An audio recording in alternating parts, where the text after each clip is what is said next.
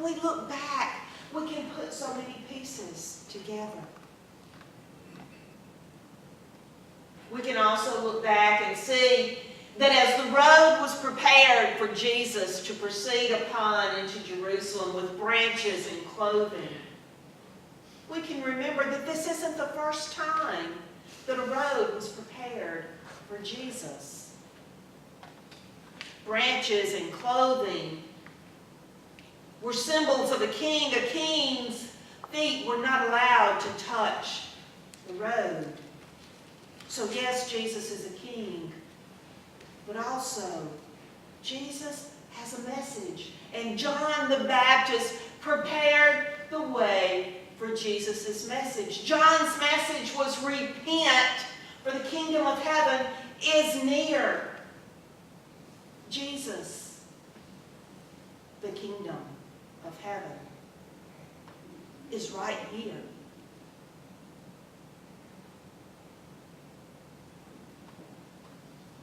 Has anything ever happened in your life that, in looking back, you were able to put pieces together and say, that must have been God at work?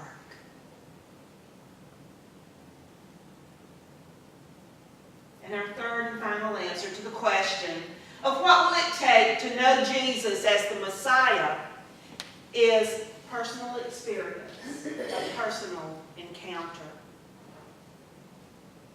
We can see an example of that in the disciples themselves. They followed Jesus. They learned from him and they witnessed his miracles. And Peter even once said, "Oh, you are the Messiah, the Son of the living God." But while Jesus was in that tomb for 3 days, and the disciples were without the presence of Jesus, they scattered, they denied him, they cowered in fear. But then, after they personally encountered the resurrected Jesus, everything was different. Now, they were willing to die in order for the kingdom of heaven to be spread.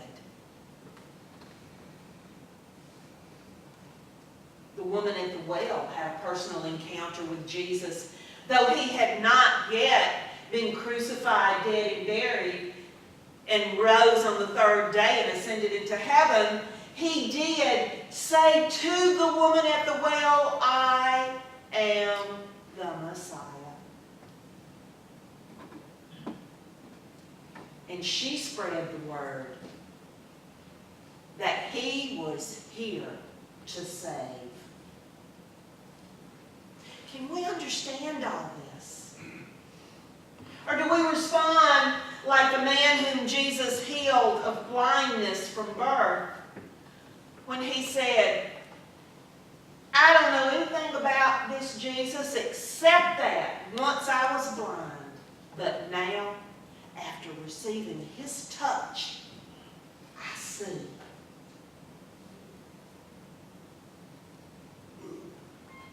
Oh, I pray that we will all understand the time in the tomb and the resurrection of life.